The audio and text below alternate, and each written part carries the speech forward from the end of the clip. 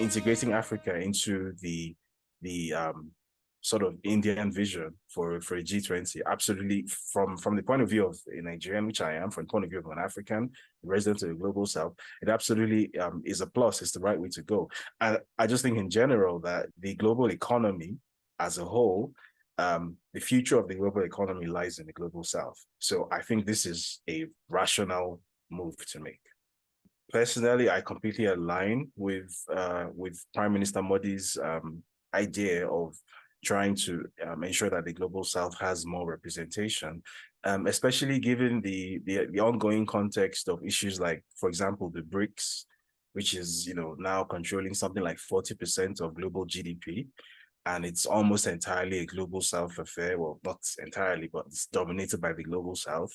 So I think in that sense, and also when you take into account the fact that the vast majority of the world's population is actually resident in the so-called global South, right? Up to 60% of the world's population is actually in the global South now, when you include, India and China on their own. So, and Africa, which is about 1.2 billion people, it's actually approaching close to 70% when you put it in those terms. So,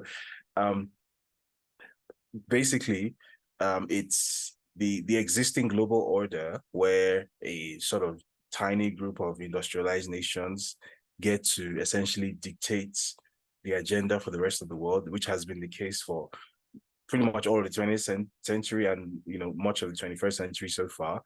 I think, first of all, the economic emergence of China, and then even more significantly of India, is changing that status quo, I think, for the better from a global South point of view. And I think trying to integrate Africa into that vision, into that context is very much the way to go.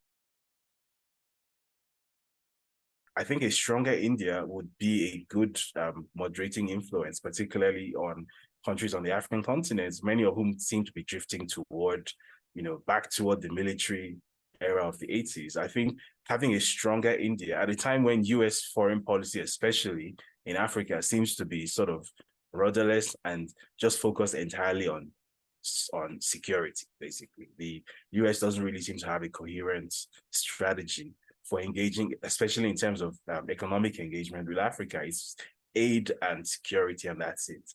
I think India has a more constructive view of the world, specifically of Africa. So I think a stronger India would be good news, certainly from the point of view of sub-Saharan Africa, because there would be basically another 800-pound gorilla in the room, which has also a fearsome manufacturing capacity, which is also a huge trading partner, which generally just basically has more sort of a nuanced understanding of how to deal with the global South and doesn't sort of look down its nose at the rest of the world. I think that's a more constructive global superpower, than the kind that we're currently accustomed to. So, which is why I said I might personally be biased, but I think the rational view, definitely from an African point of view, is that the world needs a stronger India. A stronger India is a moderating influence on everyone. It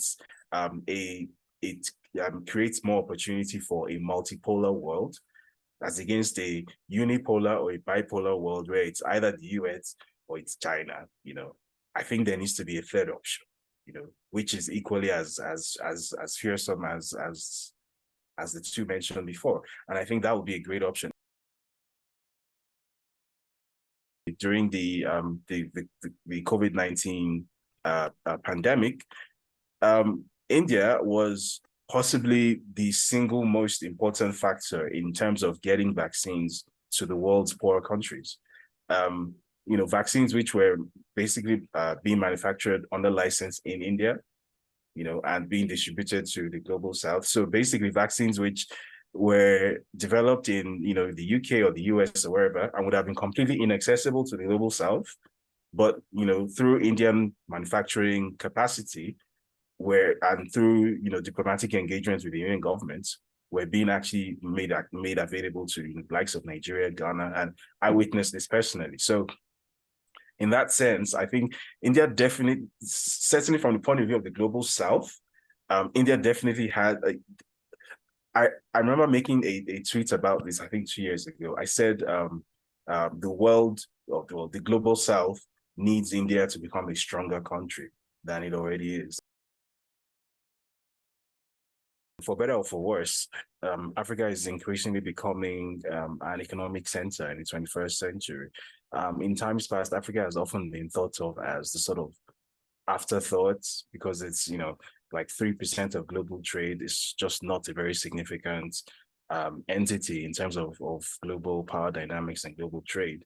But the entry of Nigeria into that space would not significantly change that, but it would at least start the process of changing that perception, because very crucially, unlike South Africa, what Nigeria has that is very unique for an African G20 member is that the Nigerian economy is basically close to 100% controlled and dominated by Nigerians, by Africans, which is not necessarily the case in South Africa, which obviously is a much more globally connected economy than Nigeria. So what that would signify is that Sub-Saharan Africa might just be starting to come into its own, that Sub-Saharan Africa might actually start to be viewed more in terms of being an actual global player, more in terms of what it can contribute, and in terms of a trade partner, than in terms of just being an aid recipient, or, you know, just basically